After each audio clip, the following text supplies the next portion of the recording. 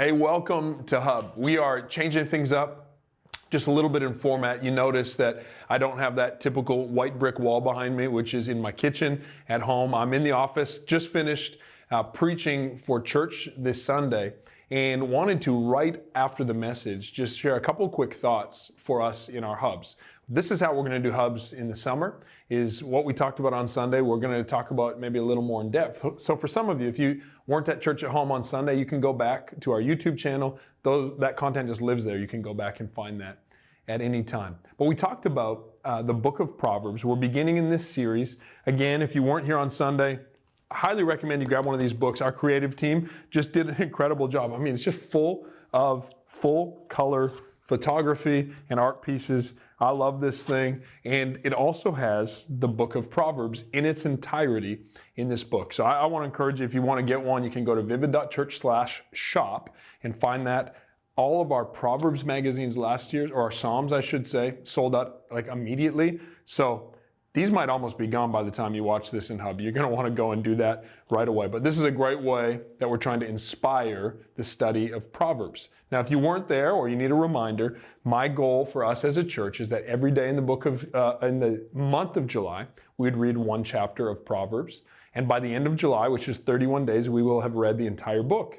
Then in August, we're going to start again. We're going to read the whole book of Proverbs. Again, we're going to study it continually. We're going to talk about it on Sundays, because wisdom is not just this one-time ascent to knowledge. Wisdom needs to be walked out and lived out and applied and reapplied. The search for wisdom, actually, it takes a lot of effort. It comes at a great cost.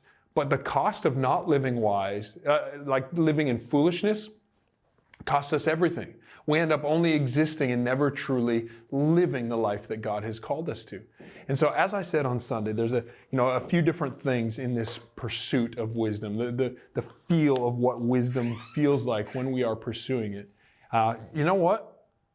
My phone in my back pocket just went off on an alarm. I guess you could say that being foolish would be like having an alarm bell going, don't do it. We got to live in wisdom.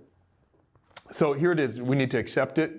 Proverbs chapter 2, we need to store it up. We need to turn our attention to it. We need to apply it, call it out, cry for it, look for it, search for it. There's this increasing intensity, this understanding that wisdom is a treasure. Wisdom is this incredibly valuable aspect of life from which everything else flows.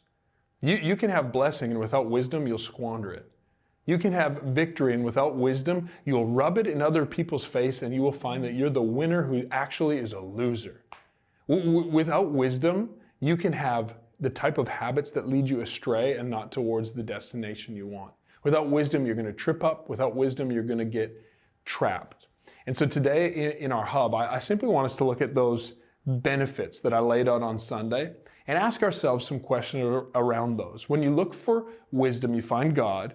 When you search for wisdom, you find victory. When you search for wisdom, you find protection. When you search for wisdom, you find better habits, you find pleasure, and you find blessing. That's the promise that comes in searching for wisdom. The above and beyond, the extra features that come with wisdom are the selling point. The goal to wisdom is not just make right decisions because it's the right thing to do. It's make right decisions because God is backing up that type of lifestyle with all of the resource of heaven.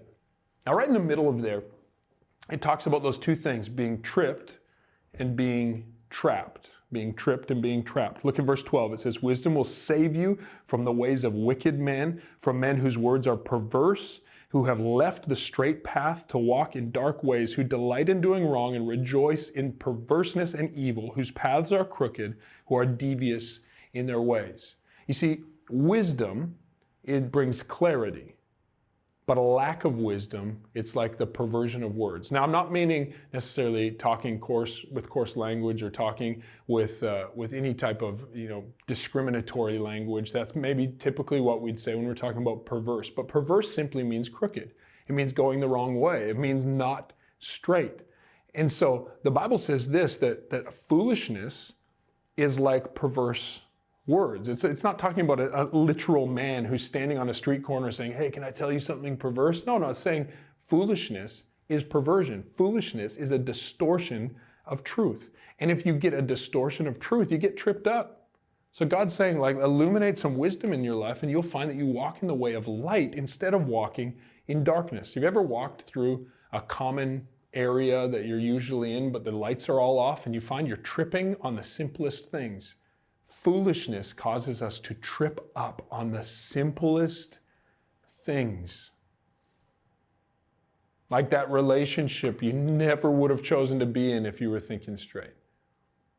Like that financial decision, you're like, what was I even thinking? Guess what? You were not thinking. You're just getting tripped up in the darkness. And then it says this, secondly, it saves you from being trapped. Look at what the other benefit here. Verse 16, it says, wisdom will save you also from an adulterous woman, from a wayward woman with seductive words, who's left her partner of her youth, that ignored the covenant she made to God. Surely her house leads down to death, and her paths to the spirits of the dead. None who go to her return or attain the path of life. Thus, you will walk in the ways of good and keep the paths of righteousness. So he says the tripping up is like a man with perverse words, and getting trapped is like a woman with seductive words. This word seduction, interestingly, it's like this flattering term.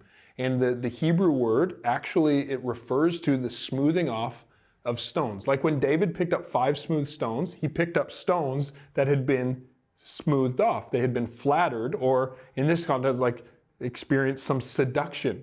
The funny thing is this, that foolishness, it not only leads you into being trapped, it actually smooths things over and says, everything's going to be okay.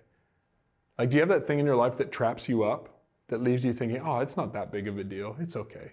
Like, it's not that, it's not too big of a deviation from God's best plan for my life. It's not that big of a moral inconsistency. It's not that big of an injustice. I can sweep that aside. I can push that to the side. That is the seductiveness of foolishness. And so we pursue wisdom to save us from being trapped and to save us from being tripped.